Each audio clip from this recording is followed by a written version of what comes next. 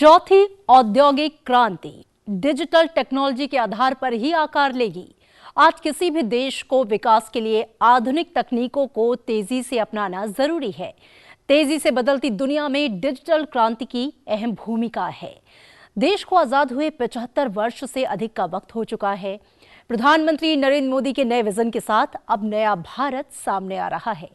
पिछले 9 वर्षों में हमारा देश डिजिटल क्षेत्र में विकास की राह पर निरंतर आगे बढ़ रहा है और इस दौरान सरकार ने कुछ ऐसे फैसले किए हैं जिसने लोगों के जीवन को आसान बनाया है।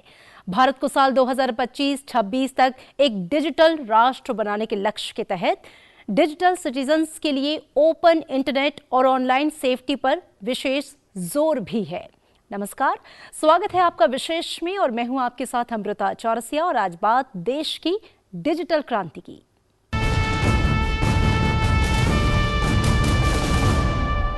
सरकार ने ऑनलाइन बुनियादी ढांचे में सुधार और इंटरनेट कनेक्टिविटी को बढ़ाकर नागरिकों को इलेक्ट्रॉनिक माध्यम से सरकारी सेवाएं उपलब्ध कराने के लिए डिजिटल इंडिया अभियान शुरू किया और इसका उद्देश्य प्रौद्योगिकी के क्षेत्र में देश को डिजिटल रूप से सशक्त बनाना भी है।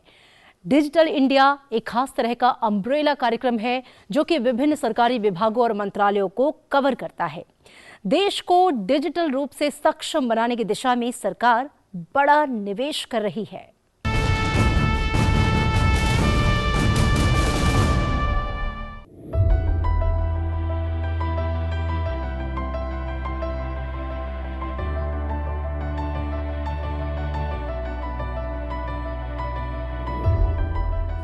आज का समय डिजिटल प्रौद्योगिकी का है। Data, artificial intelligence, machine learning और क्वांटम कंप्यूटिंग में दुनिया भर के देश भारी भरकम निवेश कर रहे हैं। भारत सरकार भी देश में डिजिटलीकरण को बढ़ावा देने के लिए मिशन मोड पर काम कर रही है। डिजिटल इंडिया अभियान देश को डिजिटल रूप से सशक्त समाज और नॉलेज इकोनॉमी में विकसित करने का कार्यक्रम है। प्रधानमंत्री नरेंद्र मोदी ने 1 जुलाई 2015 को इस अभियान की शुरुआत की थी।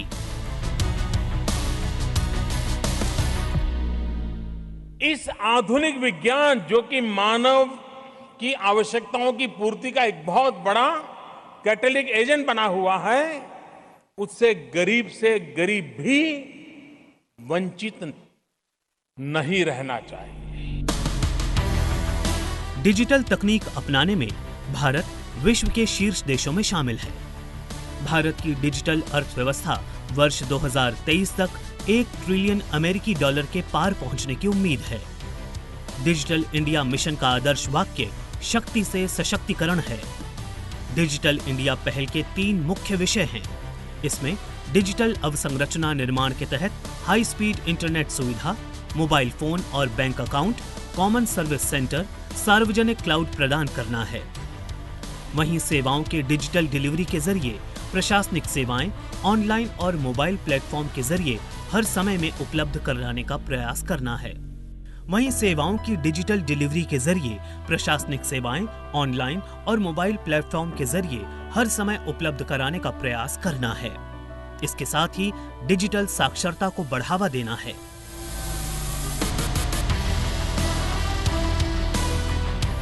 डिजिटल इंडिया कार्यक्रम के जरिए देश के डिजिटल बुनियादी सिस्टम को सुधारना है। डिजिटल इंडिया योजना में ऐसे इकोसिस्टम का निर्माण किया जा रहा है जिसमें सभी मंत्रालय और सरकारी विभाग को एक साथ डिजिटली रूप से जोड़ा गया है। डिजिटल इंडिया मिशन मुख्य रूप से 3 क्षेत्रों पर केंद्रित है, जिसमें प्रत्येक नागरिक को उपयोगिता के स्रोत के रूप में डिजिटल अवसंरचना प्रदान करना है। मांग पर शासन और सेवाएं मुहैया कराने के लिए एकीकृत सेवा जो एकल खिड़की के जरिए सभी व्यक्तियों के लिए आसान पहुंच सुनिश्चित करे। ऑनलाइन और मोबाइल प्लेटफॉर्म से वास्तविक समय में सरकारी सेवाएं उपलब्ध हों। इसके साथ ही प्रत्येक नागरिक का डिजिटल सशक्तिकरण सुनिश्चित करना है। सरकार का उद्देश्य UIDAI, भुगतान गेटवे, EDI और मोबाइल प्लेटफॉर्म के साथ ही ई गवर्नेंस के माध्यम से प्रक्रियाओं और सेवाओं की डिलीवरी में सुधार करना है। डिजिटल इंडिया के 9 प्रमुख स्तंभ हैं, जिसमें ब्रॉडबैंड हाईवे यानी शहरों और गांवों में सभी के लिए ब्रॉडबैंड सेवा और राष्ट्रीय सूचना अवसंरचना तैयार करना है। Universal access to mobile connectivity पहल नेटवर्क बढ़ाने और देश में कनेक्टिविटी में अंतर को भरने पर काम कर रही है। पब्लिक इंटरनेट एक्सेस प्रोग्राम में सामान्य सेवा केंद्र और बहु सेवा केंद्रों के रूप में डाकघर को तैयार करना है। ई क्रांति के जरिए सार्वजनिक सेवाओं की डिलीवरी में सुधार करने और उन तक पहुंचने की प्रक्रिया को सरल बनाने के लिए काम किया जा रहा है। विभिन्न राज्य सरकारों और केंद्रीय मंत्रालयों की ओर से कई ई गवर्नेंस पहलें की गई हैं।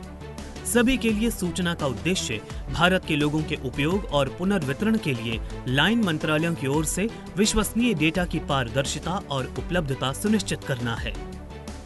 देश में इलेक्ट्रॉनिक्स मैन्युफैक्चरिंग को बढ़ावा देने पर काम किया जा रहा है। नौकरियों के लिए आईटी क्षेत्र में रोजगार के अवसरों का लाभ उठाने के लिए आवश्यक कौशल में युवाओं को प्रशिक्षण प्रदान करने पर ध्यान केंद्रित है। अर्ली हार्वेस्ट प्रोग्राम में विभिन्न अल्पकालिक परियोजनाओं का एक समूह शामिल है, जो भारतीय डिजिटल पारिस्थितिकी तंत्र पर तत्काल प्रभाव डालता है। डिजिटल इंडिया अभियान के तहत सरकार ने कई पहल शुरू की हैं। डिजी लॉकर्स पहल का उद्देश्य नागरिकों के डिजिटल दस्तावेज वॉलेट को प्रामाणिक डिजिटल दस्तावेजों तक पहुंच प्रदान करना है। ई अस्पताल प्रबंधन सूचना प्रणाली है, जो एक डिजिटल प्लेटफॉर्म के माध्यम से रोगियों, अस्पतालों और डॉक्टरों को जोड़ने का समाधान है। डिजिटल इंडिया अभियान के तहत ई हॉस्पिटल स्थापित किए जा रहे हैं। NCERT की ओर से विकसित ई पाठशाला वेबसाइट और मोबाइल ऐप के माध्यम से पाठ्य पुस्तकों, ऑडियो, वीडियो, पत्रिकाओं सहित सभी शैक्षिक ई संसाधनों का प्रदर्शन और प्रसार किया जा रहा है। भारत इंटरफेस फॉर मनी एक ऐसा ऐप है जो एकीकृत भुगतान इंटरफेस यानी UPI का उपयोग करके भुगतान लेनदेन को सरल, आसान और त्वरित बनाता है। ई क्रांति में दक्षता, पारदर्शिता सुनिश्चित करते हुए एकीकृत सिस्टम के माध्यम से नागरिकों को इलेक्ट्रॉनिक रूप से सरकारी सेवाएं प्रदान करके सरकार व्यापी परिवर्तन सुनिश्चित करना है। इस कार्यक्रम के तहत देश भर में नई नौकरियों के सृजन के अवसर पैदा हुए हैं।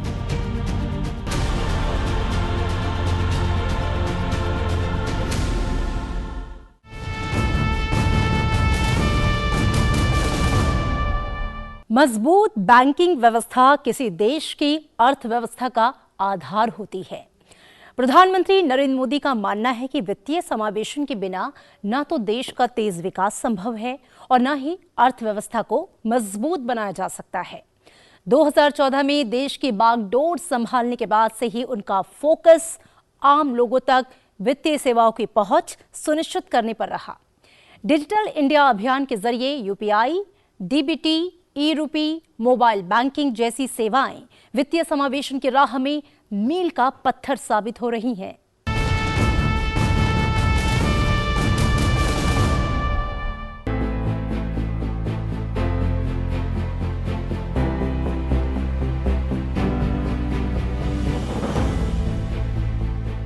डिजिटल इंडिया अभियान ने देश में वित्तीय समावेशन के प्रयासों को नई रफ्तार दी है।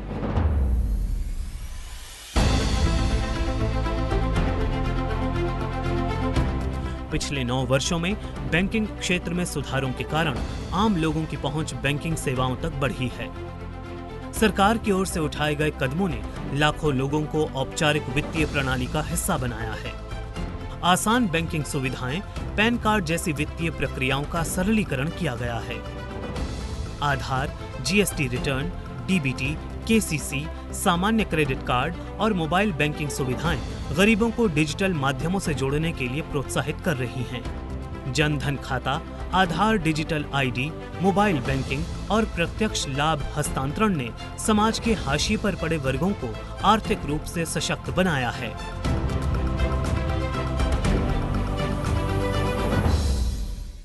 भारत में पब्लिक सर्विस डिलीवरी के पूरे इकोसिस्टम को ट्रांसफॉर्म कर दिया है। हमने Jan Dhan, bank account, mobile phone और आधार ID की एक जैम ट्रिनिटी, JAM ट्रिनिटी बनाई है। यूनिफाइड पेमेंट इंटरफेस को मजबूत करने के साथ डिजिटल भुगतान को पहले की तुलना में सुरक्षित बनाया गया है। यूपीआई डिजिटल लेन देन करने के लिए देश में सबसे लोकप्रिय माध्यम के रूप में उभरा है। भीम यूपीआई ने दिसंबर 2022 के महीने में 12 करोड़ 82 लाख रुपए के मूल्य के साथ 782.9 करोड़ डिजिटल भुगतान लेन देन का रिकॉर्ड बनाया है। जनवरी 2023 में 12 करोड़ 98 लाख रुपए के मूल्य के साथ 803.6 करोड़ डिजिटल भुगतान लेन देन दर्ज किए गए।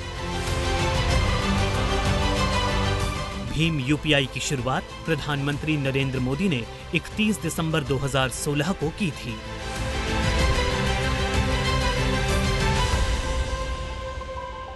यूपीआई ने भारत में फाइनेंशियल इंक्लूजन को नई ऊंचाई पर पहुंचा दिया है। आज दुनिया के 40% रियल टाइम डिजिटल पेमेंट्स अकेले भारत में होते हैं।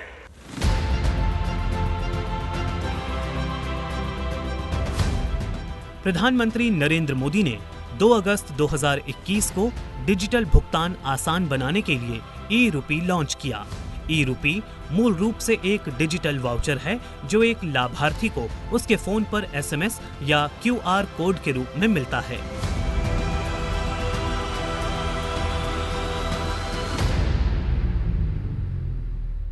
ई-रूपी वाउचर देश में डिजिटल ट्रांजैक्शन को, डीबीटी को और प्रभावी बनाने में बहुत बड़ी भूमिका निभाने वाला है।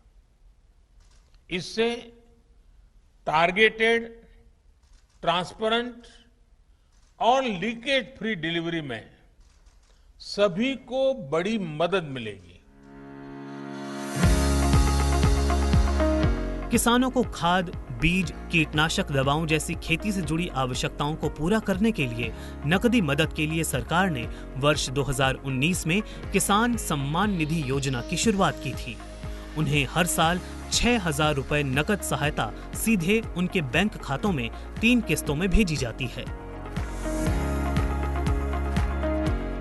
वर्ष 2022 में 12वीं किस्त के रूप में पीएम किसान सम्मान निधि के तहत 16,000 करोड़ से अधिक राशि का प्रत्यक्ष लाभ हस्तांतरण के माध्यम से वितरण किया गया।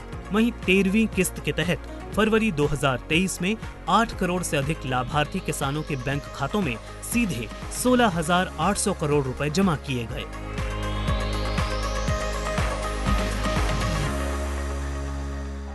अब किसानों को बीज खरीदने के लिए, खाद खरीदने के लिए, दवा खरीदने के लिए, बिजली का बिल भरने के लिए, खेती से जुड़ी ऐसी अनेक जरूरतों के लिए परेशान नहीं होना होगा। वर्ष 2015 में नरेंद्र मोदी सरकार ने छोटे उद्योग और कारोबार के लिए लोन सुविधा को आसान बनाने का बड़ा फैसला लिया।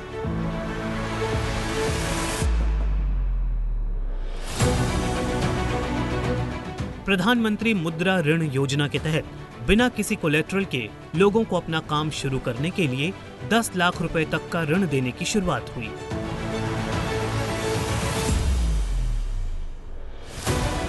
मुद्रा योजना के तहत वर्ष 2015-16 में 3 करोड़ 48 लाख लोन स्वीकृत किए गए और 1,32,000 करोड़ रुपए की राशि वितरित की गई। वर्ष 2022-23 में स्वीकृत ऋण की संख्या 6 करोड़ 23 लाख से अधिक और वितरित राशि 4,50,000 करोड़ रुपए थी। साल 2022-23 के लिए अब तक 65,52,000 ऋण स्वीकृत किए जा चुके हैं और 43,000 करोड़ से अधिक की राशि वितरित की जा चुकी है।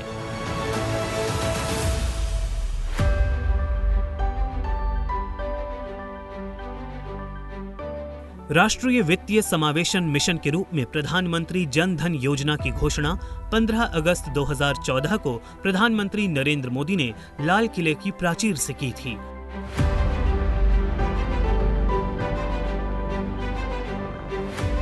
जिसका शुभारंभ 28 अगस्त 2014 को पूरे देश में किया गया। योजना का उद्देश्य बिना बैंक खाता वाले लोगों को बैंकिंग सेवाओं से सीधे जोड़ना था। नागरिकों को आर्थिक रूप से सशक्त बनाने के लिए इस योजना की आवश्यकता थी, जिससे सभी इससे होने वाले लाभ और विकास का हिस्सा बन सकें।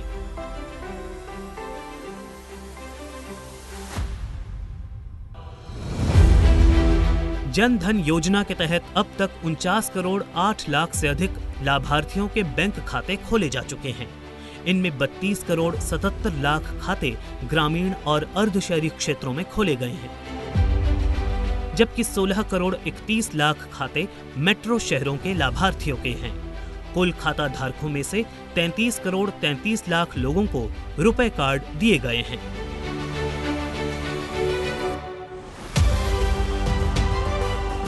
किसानों के लिए कृषि उत्पादों के विपणन को आसान बनाने की आवश्यकताओं को ध्यान में रखते हुए 14 अप्रैल 2016 को 21 मंडियों के साथ प्रधानमंत्री नरेंद्र मोदी ने ई-नैम की शुरुआत की। ई-नैम कृषि बाजार के लिए अभिनव पहल है। ये किसानों की डिजिटल पहुंच को देश भर की मंडियों, बाजारों और खरीदारों तक पहुंचाती है।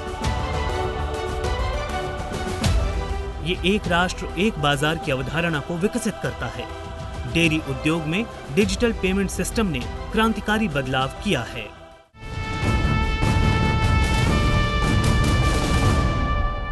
भारत आज डिजिटल भुगतान और डिजिटल करेंसी के मामले में कई विकसित देशों से कहीं आगे निकल चुका है। Reserve bank, central bank digital currency का पायलट लॉन्च कर चुके हैं। खुदरा डिजिटल रुपए के पायलट के दायरे को धीरे धीरे विस्तारित किया जा रहा है, जिससे अधिक बैंकों, उपयोगकर्ताओं और स्थानों को शामिल किया जा सकेगा।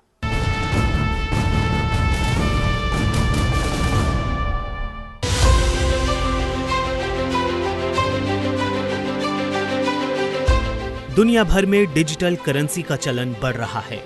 हालांकि अभी तक अधिकांश प्रमुख अर्थव्यवस्थाओं ने सेंट्रल बैंक डिजिटल मुद्रा की शुरुआत नहीं की है। भविष्य की जरूरतों और संभावनाओं को देखते हुए भारत ने इस ओर कदम बढ़ाया है। आरबीआई ने पिछले साल डिजिटल करेंसी ई-रुपया का पायलट लॉन्च किया। फरवरी 2022 में सरकार ने आम बजट में डिजिटल करेंसी जारी करने की घोषणा की। मार्च 2022 में सरकार ने गजट के जरिए भारतीय रिजर्व बैंक अधिनियम 1934 में आवश्यक संशोधन किए। अक्टूबर 2022 में रिजर्व बैंक ने डिजिटल मुद्रा को लेकर कॉन्सेप्ट नोट जारी किया और थोक स्तर पर उपयोग के लिए पायलट आधारित डिजिटल रुपए की शुरुआत 1 नवंबर 2022 को हुई। उसके बाद खुदरा खंड में डिजिटल रुपए के उपयोग की घोषणा 1 दिसंबर 2022 को की गई। पायलट परियोजना की शुरुआत मुंबई, दिल्ली, बेंगलुरु और भुवनेश्वर में की गई। उपयोग को लेकर इसके सीमित दायरे में ग्राहकों और व्यापारियों को शामिल किया गया। चरणबद्ध तरीके से पायलट परियोजना में अहमदाबाद, चंडीगढ़, गंगटोक, गुवाहाटी, हैदराबाद, इंदौर, कोच्चि, लखनऊ, पटना और शिमला को भी शामिल किया जा रहा है। डिजिटल करेंसी ब्लॉकचेन टेक्नोलॉजी पर आधारित होती है। डिजिटल करेंसी इलेक्ट्रॉनिक रूप में उपलब्ध मुद्रा है। बिटकॉइन, एथेरियम जैसी कई क्रिप्टो करेंसी का इलेक्ट्रॉनिक संस्करण पहले से ही अधिकांश देशों की वित्तीय प्रणालियों पर हावी है। डिजिटल करेंसी इलेक्ट्रॉनिक मुद्रा से अलग होती है, क्योंकि डिजिटल करेंसी कभी भी भौतिक रूप में नहीं होती। डिजिटल मुद्रा 3 तरह की होती है। इसमें क्रिप्टो करेंसी, स्टेबल कॉइन्स और सेंट्रल बैंक डिजिटल करेंसी शामिल है। सेंट्रल बैंक डिजिटल करेंसी लेन देन का एक ऐसा माध्यम है जो कि सभी नागरिकों, व्यापार, सरकार और अन्य के लिए लीगल टेंडर के तौर पर जारी किया जाता है। इसकी वैल्यू मौजूदा करेंसी के बराबर ही है। ये डिजिटल मोड में भी कैश की तरह सुरक्षा और सेटलमेंट की सुविधाएं प्रदान करती है। इसे लेन देन के लिए रखा या इस्तेमाल किया जा सकता है। ई-रुपए से लेन देन की लागत कम हो सकती है। सेंट्रल बैंक डिजिटल करेंसी के चल रहे पायलट को रिजर्व बैंक अब विस्तार करने की योजना बना रहा है और मौजूदा वित्त वर्ष में इसमें और सुविधाओं को शामिल करना चाहता है। रिजर्व बैंक ने वर्ष 2022-23 के लिए अपनी वार्षिक रिपोर्ट में कहा कि मौजूदा वित्त वर्ष के दौरान रिजर्व बैंक का उद्देश्य विभिन्न उपयोग, मामलों और सुविधाओं को शामिल करके सीबीडीसी रिटेल और सीबीडीसी होलसेल में चल रहे पायलट का विस्तार करना है।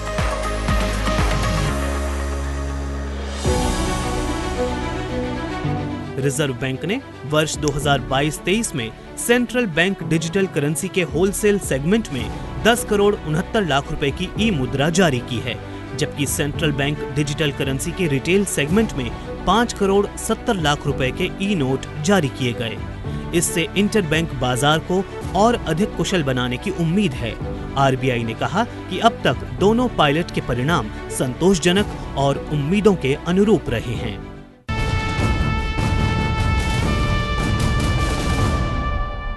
डिजिटल इंडिया अभियान देश की अर्थव्यवस्था और समाज के सभी क्षेत्रों को प्रभावित कर रहा है।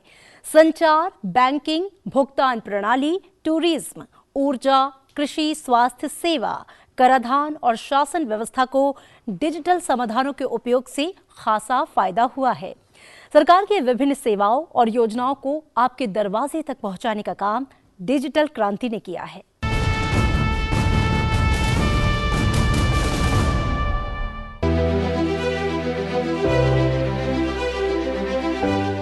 देश में स्वास्थ्य सेवाओं को मजबूती देने के लिए केंद्र सरकार व्यापक डिजिटल स्वास्थ्य इकोसिस्टम के निर्माण में लगी हुई है। स्वास्थ्य सेवाओं को विस्तार देने के लिए डिजिटल समाधानों के उपयोग पर विशेष ध्यान दिया जा रहा है। इसके माध्यम से सरकार का प्रयास है कि देश के लोगों को उच्च गुणवत्ता और सस्ती स्वास्थ्य सेवाएं उपलब्ध हों। प्रधानमंत्री नरेंद्र मोदी ने सितंबर 2021 में आयुष्मान भारत डिजिटल मिशन की शुरुआत की थी। Ayushman Bharat health infrastructure mission भविष्य में किसी भी महामारी से निपटने में हम तैयार हो, सक्षम हो, इसके लिए अपने हेल्थ सिस्टम को आज तैयार किया जा रहा है। मिशन का उद्देश्य सभी नागरिकों के हेल्थ रिकॉर्ड का डिजिटीकरण कर डिजिटल स्वास्थ्य आईडी प्रदान करना है। इसमें डॉक्टरी सलाह, लैब रिपोर्ट जैसे मौजूदा स्वास्थ्य रिकॉर्ड डिजिटली उपलब्ध रहते हैं। उसे कहीं से भी एक्सेस किया जा सकता है। उपयोगकर्ता ई संजीवनी पर डॉक्टरों के साथ अपने हेल्थ रिकॉर्ड को साझा करने में भी सक्षम है, जो कि बेहतर इलाज और देखभाल में मदद कर रहा है। स्वास्थ्य प्रबंधन सूचना प्रणाली अस्पताल में डेटा का प्रबंधन करने के लिए एक सॉफ्टवेयर है, जिसमें कई डिजिटल सेवाएं शामिल हैं। देश में टेलीमेडिसिन का भी तेजी से विस्तार हुआ है। ई संजीवनी के जरिए करोड़ों लोग डॉक्टरों से परामर्श ले रहे हैं।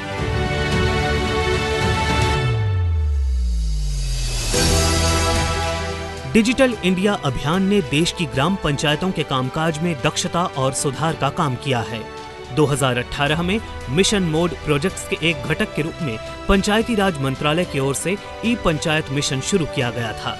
इस परियोजना में ग्राम पंचायतों के सभी पहलुओं को शामिल किया गया है। इसमें योजना, निगरानी, कार्यान्वयन, बजट, लेखा, सामाजिक लेखा और प्रमाण पत्र, लाइसेंस जारी करने जैसी सेवाएं शामिल हैं।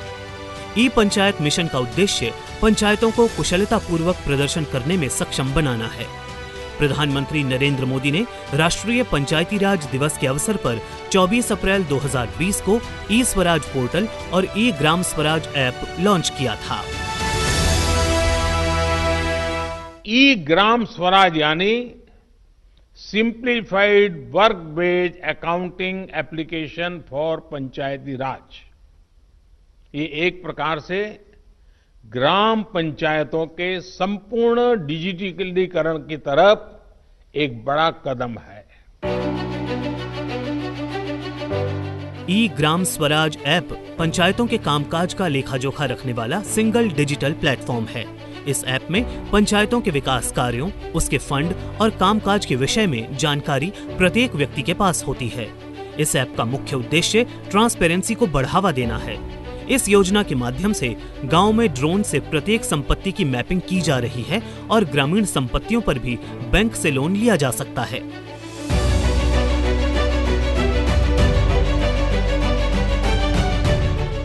नेशनल ई गवर्नेंस प्लान के तहत सरकार सभी सरकारी सर्विसेज सस्ती दर पर लोगों तक पहुंचा रही है। इसके लिए department of information and technology ने देश भर में कॉमन सर्विस सेंटर खोले हैं। डिजिटल सेवा में सुधार करने और देश के दूर दराज के हिस्सों में ग्रामीण इलाकों और लोगों तक प्रौद्योगिकी की पहुंच प्रदान करने के लिए कॉमन सर्विस सेंटर चरण 2 की शुरुआत अगस्त 2015 में की गई। इस योजना में 2.5 लाख से अधिक कॉमन सर्विस सेंटर की स्थापना के जरिए विस्तार करने का प्रस्ताव किया गया था। देश में 4 लाख से अधिक कॉमन सर्विस सेंटर खुल चुके हैं। इसका उद्देश्य ई गवर्नेंस, शिक्षा, स्वास्थ्य, टेलीमेडिसिन के साथ साथ अन्य निजी सेवाएं प्रदान करना है। सरकार की योजना है कि आने वाले दिनों में कॉमन सर्विस सेंटर में 300 से अधिक सर्विसेज मिल सकें।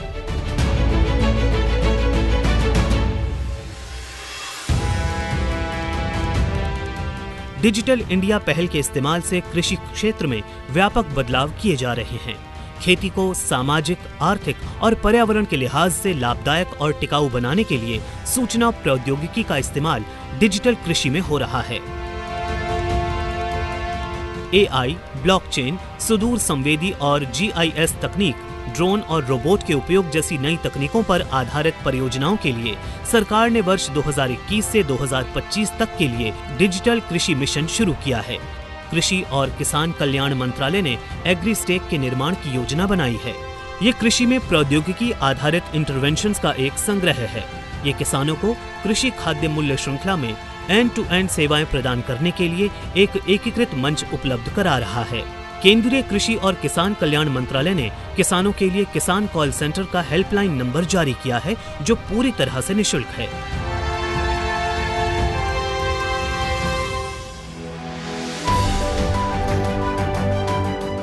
कृषि क्षेत्र के लिए डिजिटल एग्रीकल्चर मिशन चमत्कार से कम नहीं है। इससे किसानों की दशा और दिशा दोनों बदल गई हैं। ई मंडी के माध्यम से देश भर में अब तक 1 करोड़ 74 लाख किसानों को जोड़ने में मदद मिली है। इसके माध्यम से 2 करोड़ 22 लाख मूल्य के कृषि उपज का कारोबार किया गया है।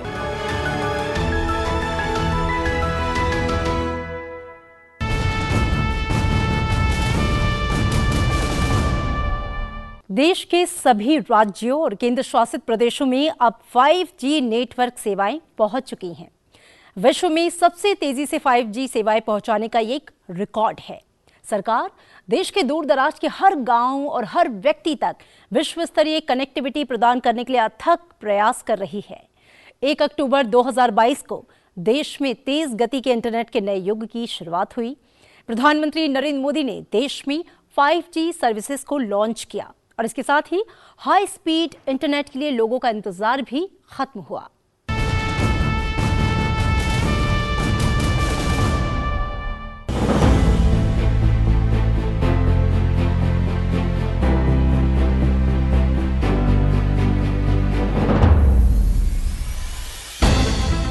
टेलीकॉम सेक्टर में 5th जनरेशन तकनीक का इस्तेमाल डिजिटल इंडिया अभियान के लिए बहुत बड़ी सफलता है। 5G के साथ भारत पहली बार टेलीकॉम टेक्नोलॉजी में वैश्विक मानक तय कर रहा है। 5G नेटवर्क पर बेहतर वॉइस क्वालिटी और कनेक्टिविटी के साथ तेज स्पीड इंटरनेट भी मिल रहा है। 5G सर्विसेज के शुभारंभ के अवसर पर प्रधानमंत्री नरेंद्र मोदी ने जोर दिया कि 5G के क्षेत्र में हमारा देश सिर्फ कंज्यूमर नहीं है, बल्कि भारत टेक्नोलॉजी के विकास और उसे लागू करने में बड़ी सक्रिय भूमिका निभाएगा। 2G, 3G, 4G के समय भारत टेक्नोलॉजी के लिए दूसरे देशों पर निर्भर रहा,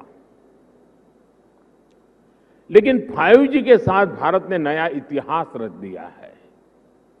5G के साथ भारत पहली बार टेलीकॉम टेक्नोलॉजी में ग्लोबल स्टैंडर्ड तय कर रहा है। भारत लीड कर रहा है।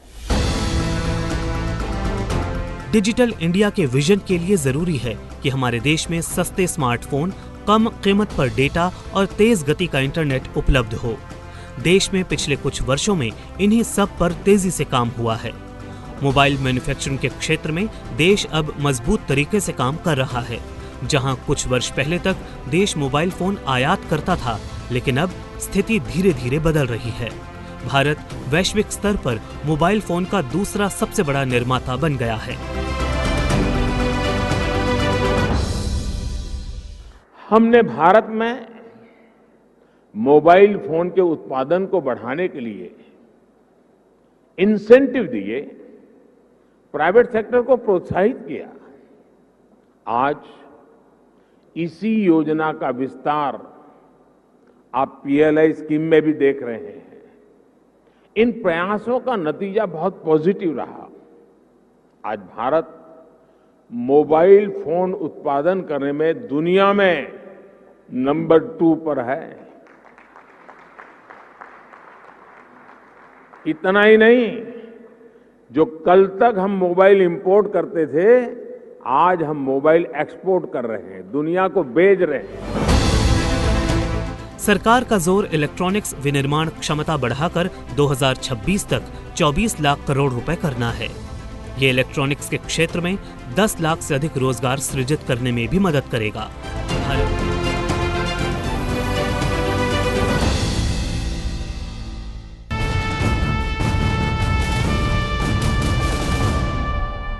तो ये थी कहानी नए भारत की, आत्मनिर्भर और सशक्त बनते भारत की। तो आज विशेष में इतना ही, दीजिए इजाजत।